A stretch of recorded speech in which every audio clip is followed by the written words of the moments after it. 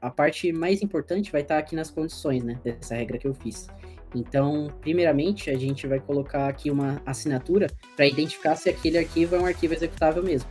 E passando aqui esse número hexadecimal que a gente já viu também anteriormente na análise estática, que trata-se ali da assinatura, né, do MZ-header. Então, rapaziada, dando continuidade à nossa série de vídeos, né, a gente fez na aula anterior a análise estática de malware e a gente vai continuar essa série falando sobre análise dinâmica, né? Eu estou aqui com o meu convidado Renanzinho, que ele fez para a gente análise estática, ele vai continuar, né, da onde a gente parou, só que dessa vez falando sobre análise dinâmica. Vamos voltar lá para as anotações que ele havia feito lá no nosso relatório. Boa, valeu, Carlão. Então, só para relembrar o que a gente concluiu da análise estática, né? Sem que a gente encostasse ali no malware, sem que a gente executasse ele, né? Então, a gente deu uma olhada com strings, a gente não identificou nenhum IP ou URL que possa ser utilizada para comando e controle, né, do malware. De fato, a gente viu que trata-se de um executável, né? Olhando o header dele ali, a assinatura, né? Trata-se de um executável do Windows. E a arquitetura dele é de 64 bits, como a gente visualizou lá no editor hexadecimal. Hash do arquivo, a gente coletou o SHA-256 também, para a gente, se quisermos utilizar mais para frente. Existem funções suspeitas, mas a gente não sabe exatamente para que essas funções elas são utilizadas. A gente vai olhar agora na análise dinâmica para saber como e o que essas funções fazem, né? Outro ponto interessante que a gente conseguiu observar lá pelo DAI é o packer que aquele, possivelmente o packer que aquele malware está utilizando, que ele é o batch to exe converter, né? Ele converte ali um arquivo batch do Windows em um arquivo exe para que ele possa ser executado, né? Então, bora lá para análise dinâmica. Uma ferramenta que também é da suite sysinternals ali, da mesma suite do strings, é a Process Monitor. Então, a gente vamos abrir ela aqui para que possamos monitorar os processos para saber se aquele malware ele executa alguma coisa, ele cria alguma coisa, para identificar qual que é o comportamento dele. Então, aqui eu vou fazer um filtro. Aqui a gente vem nos filtros, né? Vamos fazer um filtro aqui. Eu vou filtrar pelo nome do processo aqui. Então, o nome do processo vai ser o nome do processo do malware. No caso, é o extrato exe. Então, eu vou incluir ele aqui e vamos aplicar. Só para ver se eu estou entendendo, né? O intuito dessa ferramenta aí é monitorar os processos que estão em execução no sistema operacional. E aí, para facilitar ali a sua busca, está filtrando somente pelo processo que está lá no nome do arquivo, que é a parte lá do Excel, pagamento, etc. E a ideia é você tentar identificar o que acontece quando você executa esse arquivo, né? Se esse processo, ele abre um processo filho, se ele abre um processo abaixo dele e tal, é isso?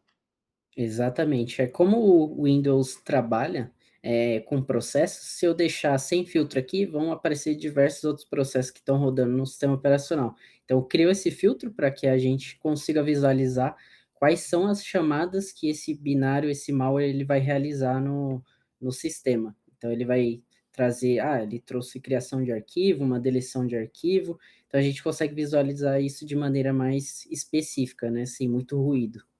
Então, preparamos aqui o Process Monitor, já colocamos o filtro, né, do nome do processo, que é o nome do malware, né, que vamos executar, e a gente tem que ter uma precaução máxima aqui. Nessa máquina aqui, você pode criar um snapshot, eu estou usando o VirtualBox, mas caso você estiver usando o VMware, você pode criar o snapshot da sua máquina, porque é muito provável que o malware ele realize alterações dentro do seu sistema. Então, para você voltar ao estado inicial ali, de quando a sua máquina estava limpa. Outra precaução é você desconectar a sua máquina da internet. Então, eu posso vir aqui nos adaptadores, eu vou simplesmente desconectar ele aqui da internet, para que ele, se caso ele tentar fazer alguma conexão externa, ele não consiga, né? Então, nesse ponto, a gente não quer que ele se comunique com algum possível C2 que ele esteja utilizando. Então, podemos abrir aqui já o malware, já preparamos o snapshot, tiramos ali a rede, né? Para nos comunicar. E aqui eu vou dar 2 cliques e executar o malware. Então, aqui no Process Monitor, ele já trouxe muitas coisas que ele realizou, mas dentro do malware, ele está solicitando uma senha. Eu acho que ele tinha passado uma senha, né, Carlão? Tinha, tinha. Lá Essa senha. no, lá no phishing. Calma aí que eu vou pegar Então, essa senha aqui pra você. não, tô só coisando, mas eu tenho a senha aqui. Ah, você tem a senha. É, só tô sendo ator, só. Tá certo. Eu até acreditei aqui. Acredito. Beleza. Caraca, atuei bem agora, hein? Eu já tô, mano, me convenceu, já ia pegar aqui a senha. Então a gente vai colocar essa senha que ele passou aqui. Então a gente está interagindo com o malware. A partir desse momento ele vai executar tudo aquilo que ele esteja proposto a executar que o atacante ali programou, né? Então a gente incluiu a senha aqui, vamos dar o OK, vamos ver o que que acontece. Então ele está fazendo uma consulta no extrato, aparentemente, né? Pelo que ele mostra aqui. E ele abre uma URL aqui. Já é uma coisa interessante que a gente pode anotar aqui no nosso relatório, tá? Então, vamos pegar essa URL aqui. E na análise dinâmica, a gente viu que, após ser executado, abre a URL. Então, ele tem uma chamada para uma URL, né? E isso aqui pode ser caracterizado ali como um IOC, tá? Então, voltando aqui no programa. E ele fechou. Vou executar ele aqui de novo.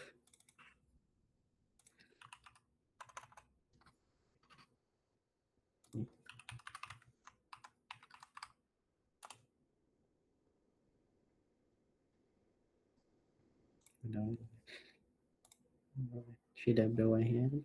Então, voltando ali no programa, aqui ele traz uma mensagem que meus arquivos foram criptografados e para solicitar um resgate, entrar em contato com o e-mail. Então, provavelmente isso aqui é um comportamento de um ransomware, que ele realiza ali a criptografia dos arquivos. E pede um resgate, né? Isso é Pede o importante falar resgate, aqui. exatamente. Solicita um resgate. Deixa eu só executar aqui de novo, só para pegar aquele e-mail lá. Só pra ter certeza que é É. answer, né? Só para ter 53 vezes, certeza que ele só pra ter criptografou. certeza aqui, né? Uhul! Aí conectou. E então também ele possui um e-mail aqui que a gente vai coletar. Nossa, ele não pegou. Filha da mãe. Ele fecha, mano. Ele dá um sleep e fecha. Tem como eu parar no debugger, né? Mas vai ter que abrir o debugger.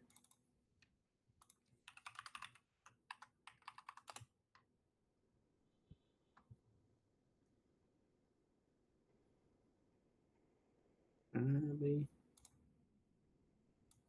Será que ele vai copiar, mano? Então, então existe um e-mail aqui. Nós vamos copiar também para deixar nas nossas anotações aqui.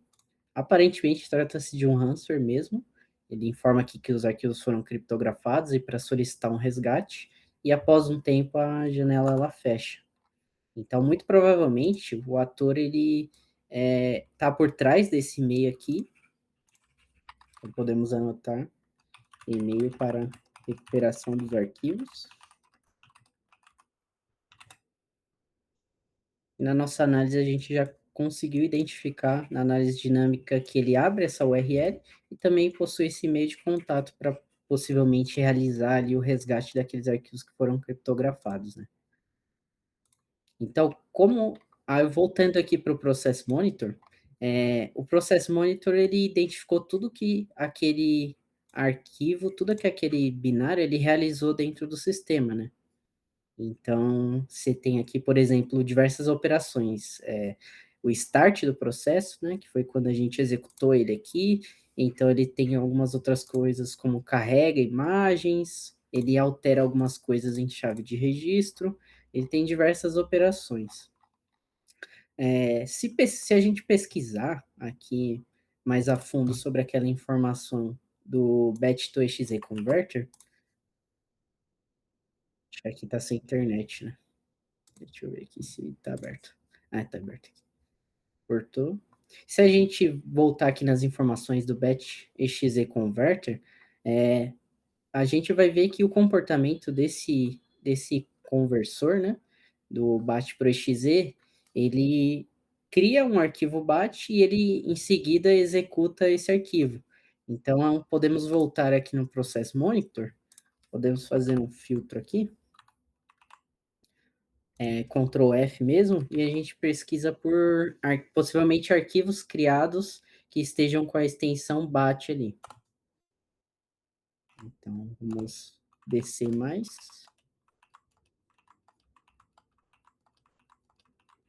Eu executei tantas vezes aqui que...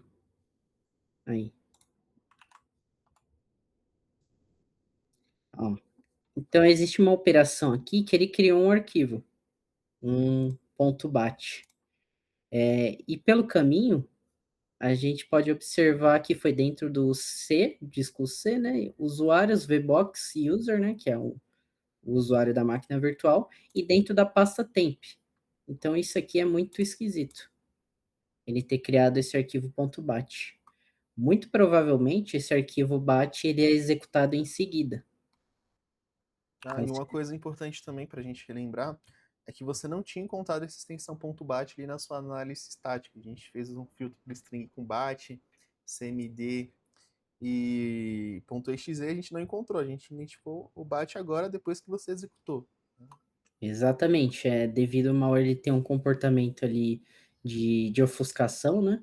Ele só mostra essas informações a partir do momento que ele é executado ali. Então, na análise estática, a gente não identificaria isso.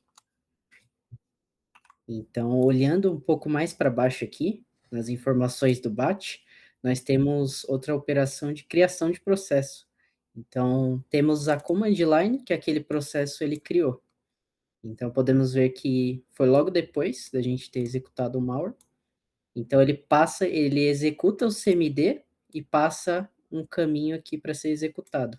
Vamos copiar aqui para ficar mais fácil a visualização ali no bloco de notas. Então, ele executa um CMD e passa esse caminho aqui, ó.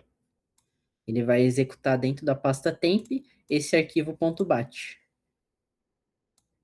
A partir desse extrato.exe que é o malware. Então, muito provavelmente, o código real do que aquele malware está executando ou não, ele vai estar dentro desse arquivo .bat. Então, podemos dar uma olhada lá na pasta temp. Podemos digitar aqui %temp%.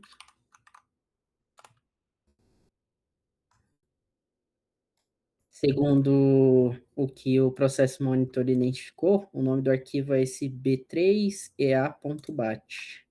Então, vamos deixar anotado aqui que executa um arquivo bat na pasta temp.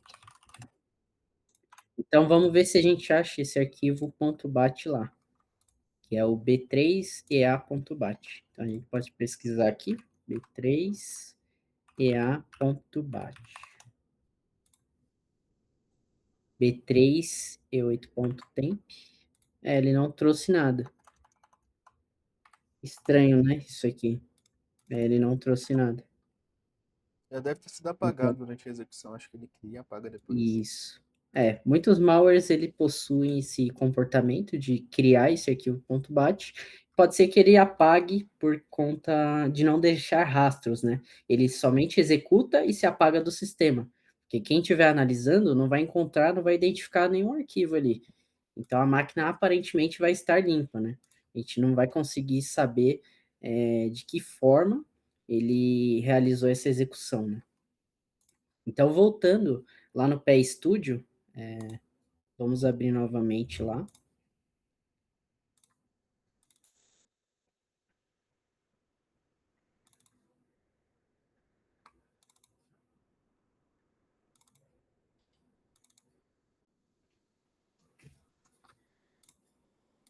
Então, vamos abrir o arquivo aqui do extrato.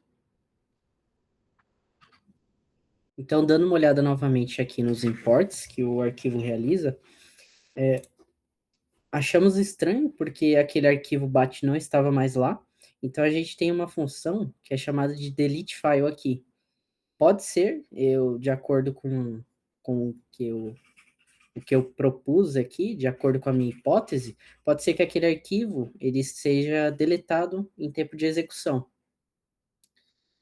E como que a gente vai validar isso, né? Como é que a gente consegue parar a execução ali do malware antes que ele delete aquele arquivo, para mim saber o que, que ele vai executar. Para isso, a gente vai usar uma ferramenta de debugger para depuração. Então, a gente consegue analisar qualquer tipo de arquivo executável aqui, tá? E eu escolhi a DBG. No caso, vamos utilizar a arquitetura x64, conforme a gente identificou anteriormente na análise estática, que trata-se de um arquivo 64 bits. Então, eu vou usar essa arquitetura para analisar. Só para eu entender, Renanzinho, né? A gente viu ali que durante a execução do malware, ele simplesmente cria um arquivo .bat, esse arquivo .bat ele executava logo em seguida, e aí depois a gente não consegue saber o que que é aquele arquivo .bat, a gente não encontra ele, certo? Aí agora você está Isso. abrindo outra ferramenta, né, que é um debug, que é para a gente executar linha a linha do malware e parar e estopar ele, é isso? Exatamente. O nosso intuito é identificar qual código que existe dentro daquele arquivo .bat, para saber o que é que ele executa ali. E conforme a gente viu e até anotamos aqui, o CMD executa o conteúdo daquele arquivo .bat. Uhum. Então, a gente está atrás disso, né? O que a gente conseguiu observar, sem usar o debugger, é que existe uma requisição para essa URL, né? E também existe aquela ransom note, né? Aquela solicitação de resgate, né? Para que os arquivos sejam descriptografados através desse e-mail aqui, né? Então, esse é a carinha do debugger, né? A gente quer parar antes de que aquela deleção ocorra naquele arquivo .bat. Então, a gente só vai dar um start aqui, porque ele carrega algumas funções do sistema operacional, e tem que ter muito cuidado também para usar o debugger, porque a partir do momento que você roda aqui o arquivo, ele vai infectar o seu sistema, né? Então, sempre lembrando, tem que ter aquele snapshot de reserva ali. Então, rodamos uma vez aqui, rodamos mais uma vez. Aqui embaixo a gente vê que está no breakpoint do endereço a partir do momento que vai começar a execução de fato ali desse binário. Então, a gente tem o entry point, que é chamado, né? Então, nessa primeira tela aqui, temos todo o código disassembly, né? Então, a máquina, ela entende dessa forma as funções que ela precisa realizar, todo o código que ela necessita fazer ali, executar dentro do sistema. Então, o debugger ele vai transformar isso na linguagem assembly, para que a gente possa analisar a nível de máquina, né? Já um nível mais baixo. E na parte da direita aqui, nós temos os registradores, né, da arquitetura, né? Na parte de baixo a gente tem a stack, né? Que seria basicamente ali onde os dados são empurrados, né? Para a memória do computador. E temos aqui embaixo o conteúdo, o valor dentro de cada endereço de memória. Então, vamos utilizar essa parte do disassembly. Vamos dar o botão direito aqui. E aqui na parte de search for, nós vamos utilizar o current model. E aqui, por intermodular calls, nós vamos ver todas aquelas funções que, por exemplo, o PE-Studio identificou aqui, sendo executadas de forma dinâmica aqui. Então, antes que o binário realize a exclusão daquele batch, nós temos que parar ele, né? E a função que realiza esse delete de arquivo, como a gente viu, é o delete file. Então, vamos procurar por ela aqui. Digitando delete, nós já podemos ver que ela de fato está aqui. E para isso, eu quero que ela pare antes de executar essa função. Então, vamos colocar um breakpoint nela, como se fosse um ponto de parada ali. O malware ele vai executar tudo que ele precisa executar, mas quando chegar naquela função de deletar o arquivo, ele vai parar. parar. E aí a gente vai conseguir ver Isso. o conteúdo daquele arquivo, né? Muito possivelmente. Então vamos executar ele aqui. Aí ele solicita a senha, né? Vamos inserir aqui a senha de novo. E aqui chegamos no endereço de memória que possui essa função de deletar o arquivo. Como podemos ver aqui no canto da direita, temos a referência também do nome do arquivo. Então ele faz algumas funções aqui em assembly. Ele move o arquivo, depois ele vai chamar essa função para realizar a deleção. Como a gente executou, é muito provável que o arquivo esteja lá agora, né, dentro da pasta temp. Então, ele está com um nome até diferente agora, inclusive. E a cada execução, provavelmente, ele muda. Então, ele está com o nome B78D. Então, vamos lá na pasta temp, novamente. Vamos validar se aquele arquivo ele está lá. Então, voltando lá na pasta temp, vamos abrir para ver se esse arquivo foi criado. Então, temos aqui, conforme a gente conseguiu ver no debugger, o B78D dentro de uma pasta, né? Então, abrindo essa pasta, existe outra pasta, né? Uma subpasta, e então encontramos aqui o arquivo batch. Então, vamos realizar uma anotação aqui. O malware, ele cria um arquivo batch na pasta temp, e depois se exclui, quando a execução é finalizada ali. Então, vamos dar uma olhada aqui, sem executar o arquivo, vamos abrir ele no Notepad, para validar qual que é o conteúdo desse arquivo. Então, como a gente pode ver, existem algumas funções aqui, né, do arquivo .bat, e ele escreve algumas linhas, conforme a gente viu ali na execução do malware, ele escreve exatamente o que está aparecendo aqui. Consulta o extrato ali. Existe uma função de timeout, ele espera alguns segundos. Conforme a gente viu também, ele abre aquela URL, e ele também tenta realizar a execução de um PowerShell aqui, para uma determinada URL. Então é muito interessante esse comando aqui que ele executou de PowerShell. A gente não tinha observado isso. Então vamos Mas anotar. aí nesse malware aí você deu sorte, porque tá tudo comentado, né? Você quer que tira? Não, o malware do jeito que veio. O atacante foi juvenil, ele deixou comentado lá o nosso código, Exato. inclusive na nossa linguagem. Exatamente. O atacante acabou executando ali, ele criou o código e deixou os comentários. Isso pode facilitar até mais, né, a nossa análise.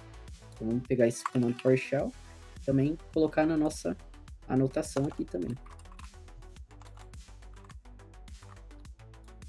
Então, voltando aqui, ele tenta baixar o setup do Firefox e ele também joga para dentro da pasta temp, o Firefox exe. Ele tenta baixar, se ele conseguir, ele joga para dentro da pasta temp. E aqui ele tem outro comentário, ele executa se baixou, então ele vê se o Firefox existe, e se existir, ele executa na pasta temp. Então aqui já é um outro indicador que a gente pode anotar também. Firefox na pasta temp. Voltando aqui no código, ele exibe uma mensagem final para solicitações de resgate, né, do arquivo. Então, com esse script aqui, nós conseguimos entender o que de fato o malware está tentando fazer. Então, resumidamente, ele exibe a mensagem, né, relacionada ao extrato. Ele vai exibir a mensagem, ele vai abrir aquela URL que tínhamos identificado antes, tenta baixar o Firefox, e se ele conseguir baixar o Firefox, ele abre pelo Firefox mesmo, essa URL. Nossa, Renan, então como eu falei, né, juvenil, esse nosso atacante, deixou tudo comentado aí pra gente tentar identificar. Eu acredito que dentro da análise dinâmica, a gente tem algumas coisas para validar e talvez pegar essa URL, pegar esse domínio e levar lá para o time de CityHub para ver se tem alguma campanha ativa, ver se tem algum tipo de indicador de comprometimento envolvendo essa URL, já que ela já foi vista anteriormente, e validar também a execução desse GitHub, né? Tem esse Microsoft setup.exe, talvez seja um outro ponto de partida, né? Um outro binário para ser analisado, mas passando para um pouco mais defensivo aqui do meu lado. Né? A gente fez a análise dinâmica do malware, viu que de fato ele tem um comportamento suspeito, ele executa uma série de scripts, uma série de modificações dentro do sistema operacional. E como é que eu poderia criar uma assinatura, criar uma forma de detectar esse malware? Né? Tem alguma ferramenta que eu poderia utilizar, algum tipo de regra que eu poderia colocar aqui no meu ambiente para evitar que a execução desse malware ele ocorra em outros computadores da rede? A gente consegue sim fazer através, inclusive, da regra Yara. Para quem não sabe, a Yara, você consegue pegar determinados tipos de ações que um arquivo faz e conseguir detectar, através do seu ambiente, se aquele arquivo está lá. Então, é uma regra que a gente vai construir baseado no comportamento do arquivo. E existe sim, vamos realizar a criação dessa regra aqui, para que a gente possa detectar se outros computadores foram detectados, se a presença desse binário ela está em outras máquinas, né? Como a gente viu no Ransomware, né? E isso é muito crítico. A gente precisa identificar quais são as máquinas que foram afetadas. Então, temos os outros insumos, né? Conforme o Carlão comentou, referente a essas URLs, a gente pode fazer uma análise mais precisa também sobre esses indicadores. Então vamos lá, a gente vai criar uma regra IAR aqui. Então a gente pode construir a regra IAR a partir de um notepad simples mesmo. Então, basicamente a estrutura dela, você vai começar com o rule e você vai dar um nome para a regra. Eu posso colocar ransomware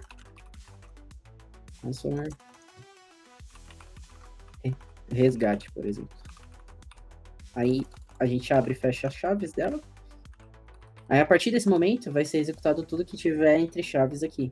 Então, nós podemos colocar todas as funções que aquele malware, as características que ele tem para identificá-lo, né? Então, eu posso colocar, por exemplo, strings aqui, strings que, no caso, a gente pesquisou lá no começo, na análise estática, eu poderia colocar aqui, se aquele malware ele possui uma nota de resgate e a gente conseguir identificar aquela nota de resgate, poderíamos colocar aqui como condição da nossa regra, né? Uma outra forma da gente detectar também tem as condições. E a partir das condições, é tudo aquilo que eu quero que atinja, né? Então, por exemplo, eu quero que seja um arquivo executável e que ele tenha, por exemplo, funções de deletar arquivo ou de criar arquivo, para que dê match com aquela e encontre, né, aquele binário. Então, essa condição aqui, ela tem que dar match para encontrar esse binário. Eu criei uma regra IAR aqui, como a gente pode ver, eu utilizei essa linha a mais aqui, né, que ele vai importar as bibliotecas, né, do arquivo PE, daí tipo de extensão PE, né, para a gente utilizar nas condições lá embaixo. Então, na string aqui, eu chamei ela de DOS. Essa string, a gente vê em todo arquivo executável. Nesse caso, é opcional eu colocar aqui, mas acabei colocando, né? A parte mais importante vai estar aqui nas condições, né, dessa regra que eu fiz. Então, primeiramente, a gente vai colocar aqui uma assinatura para identificar se aquele arquivo é um arquivo executável mesmo. E passando aqui esse número hexadecimal que a gente já viu também anteriormente na análise estática, que trata-se ali da assinatura, né, do MZ-header. Então, tem outras condições aqui. Eu coloquei condições de import. Então, todos esses imports aqui são as funções que o malware realiza, que ele executa, né? Então, eu coloquei aqui para quando tiver essas funções dentro do arquivo e ele seja um arquivo executável, para que a regra funcione. Então, se eu tiver um arquivo com essas condições, a regra Yara vai detectar ele no ambiente. Como se fosse uma regra de CIEM, propriamente dita, né? Você tem ali qual que é o padrão que você quer pegar, e se houver o match com aquele padrão, com as condições bem específicas, tá? É esse tipo de binário, tem essas funções, tem esse comportamento, se der um match com esse padrão, geraria ali um alerta, algum tipo de evento para você investigar depois, né? Exatamente. Eu acho que regras diárias é bem útil em ambientes que tem XDR e EDR, né?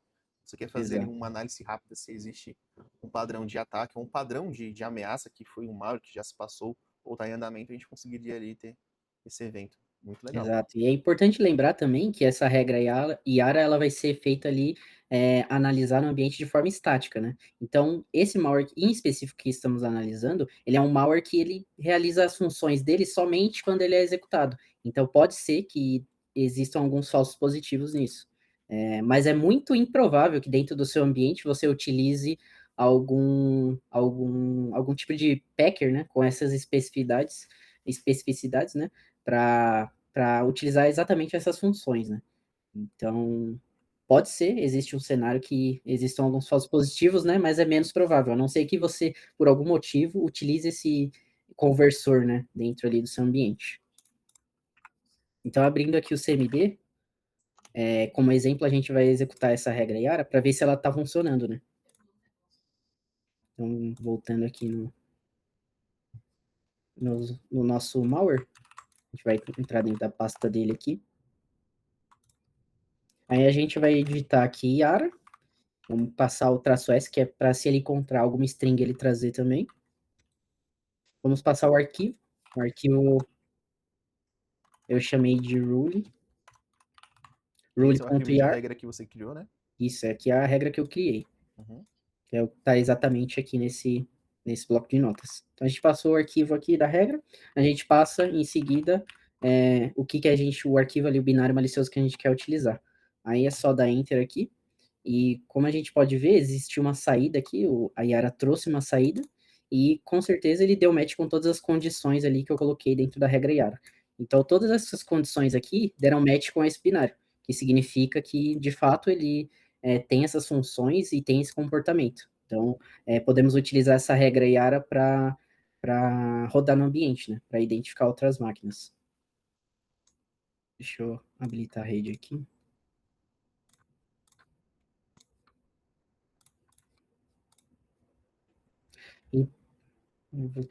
Então, temos essa regra Yara, a gente pode passar essa regra Yara para os times, né? Para eles, por exemplo, para o SOC ele rodar no ambiente, para ver se identifica outras máquinas infectadas. Uma outra coisa interessante que a gente consegue fazer, existe um site muito famoso, onde a gente consegue usar essa regra Yara para identificar outros tipos de malware, outros tipos de arquivo, né? Então, se a gente vir aqui em Yara Search, vamos selecionar a nossa regra Yara. Então, todo tipo de binário malicioso que seja parecido, que tenha match com essas condições, vamos conseguir executar. Então, está exatamente a regra que eu criei lá no bloco de notas, ela vai ser utilizada aqui para pesquisa. Deixa eu vou ter que logar aqui, Carlão. Beleza, eu vou pausar aqui enquanto você anda. Então, aqui a gente pode colar nossa regra que analisamos aqui. Vou pegar ela exatamente como ela está estruturada lá e colamos aqui. A partir desse momento, eu vou dar o search aqui e ele vai pesquisar por todos os arquivos que tenham essas características. Então, eu clico aqui em Hunt, aceitar aqui os acordos. E a partir desse momento, ele vai fazer essa pesquisa para identificar ali se existe algum arquivo parecido, se existe algum malware parecido com o que Enquanto vai acabamos de carregando, analisar. só dar uma complementada, né? O Hybrid Analysis é uma sandbox pública, então muito pesquisador, muito analista de segurança, às vezes eles têm algum malware e quer que alguém automatize para ele a análise desse malware. Então é muito comum a pessoa pegar esse arquivo .exe, fazer a submissão desse arquivo desse serviço de sandbox, né? A sandbox ela vai executar esse seu arquivo e vai te dar um veredito de uma forma humana se ele é ou não malicioso. É o que a gente está fazendo agora. A gente construiu uma regra Yara, né? O Renanzinho viu que a CS Bank foi atacada, que de fato é um malware, ele pegou o comportamento desse malware, e o que ele está fazendo é pesquisar na base de ameaça do Hybrid Analysis para saber se esse é um malware conhecido, se esse comportamento já foi visto antes. De repente, isso aqui é até interessante para o time de Threat Intelligence saber se esse malware é uma campanha ativa. De repente, outros pesquisadores ao redor do mundo também tiveram esse mesmo arquivo e subiram na sandbox. E aí você consegue ter ali de forma clara se outras pessoas receberem esse mesmo arquivo, né? Você poderia pegar o hash e pesquisar também. Só que o mais importante é você pegar pelo comportamento dele, pela regra Yara, que ele é mais assertivo. Às vezes o hash vai mudar, o atacante ele coloca ali uma função que toda vez que esse arquivo ele é executável, ele muda o hash dele mesmo. Existem N situações que esse hash pode mudar, mas com as funções é algo mais precisa. Né? O que a gente está fazendo agora é a busca na internet, no hybrid analysis, se outros arquivos também possuem esse mesmo comportamento. O resultado foi retornado aqui pelo hybrid analysis. Então, de acordo com aquela regra que eu construí, existiu diversos matches que o pessoal foi submetendo e de acordo com a base de dados ali do hybrid analysis, existem diversos arquivos muito parecidos e classificados como maliciosos. Então, nesse contexto, acaba sendo muito específico, porque a gente tem essa conversão do batch para o exe. Então, é como se fosse ali por exemplo, uma casca de ovo, a nossa regra Yara. Aí, dentro daquela casca de ovo, pode ser que existam diversos conteúdos, que seria o código do arquivo batch. Então, seria necessário analisar mais profundamente se esses arquivos aqui que o IB de análise retornou possuem relação com o nosso malware, se trata-se do mesmo ator de ameaça. Então, essa informação a gente pode colocar aqui também na nossa análise, no nosso relatório, para que a gente possa passar para outras equipes validarem, né? Como o Carlão comentou aí, para a equipe de Threat Intelligence. Então, criamos a regra Yara e houve diversos matches com a regra, identificando diversos arquivos. Beleza? Só para dar uma recapitulada, então, na nossa análise dinâmica, vimos que existe um acesso a uma URL em comum, existe um contato para que seja feito, para que consiga receber ali os arquivos de volta, porque eles foram criptografados, né? Então, o ator malicioso está por trás desse e-mail, desse domínio. A gente viu também que é criado um arquivo batch na pasta temp, pausamos ele com o debugger para que conseguíssemos extrair todo o conteúdo daquilo que é executado, né? Existem algumas funções, a chamada do PowerShell, para que ele baixe um script dessa URL aqui do GitHub. É interessante também fazer essa análise depois. O Firefox, esse arquivo, né, é dropado na pasta temp. Então, possivelmente aqui teríamos outra análise de malware baseada nesse arquivo, para saber se de fato aquilo é um Firefox ou não. E criamos essa regra Yara que ela identificou diversos métodos aqui no ambiente de análise, para identificar se trata-se de alguma relação com esse mesmo ator de ameaça, né? Que aí mais para frente o time de threat intel ali pode fazer essa validação. Show de bola, Renanzinho. Então, nossa missão ela foi concluída com sucesso, né? Como o Renanzinho recapitulou. A gente fez a análise estática no primeiro vídeo, a gente pegou aquele binário, viu o código-fonte dele, tentou dar uma analisada nas funções e tal. A gente fez a análise dinâmica, de fato a gente executou o malware linha a linha, viu o que, que o malware faz, e por fim a gente conseguiu gerar inteligência para as outras equipes, né? Tanto a equipe de Threat Intel, que vai ter que analisar aquele repositório do GitHub, vão ter que analisar também se isso é uma campanha massiva de malware, né? Vou tentar chamar alguém de Threat Intel aqui para ajudar a gente. A equipe do SOC já tem em mãos a regra IARA, eles conseguem fazer uma threat hunt com essa regra IARA, e a equipe de hardening que a gente vai precisar passar para eles quais são as políticas, quais são as principais medidas de evitar com que esse malware ocorra. De repente passar para a equipe de hardening evitar a execução do arquivo.exe lá no diretório temp, seria uma alternativa interessante, mas a gente vai precisar também da análise de threat intel para enriquecer ainda mais a equipe de hardening para evitar com que esse incidente ocorra. Renanzinho, muito obrigado pelo seu tempo, muito obrigado pela análise, eu fico extremamente feliz em ver sua evolução e ver que você conseguiu desenrolar, destravar essa análise de malware.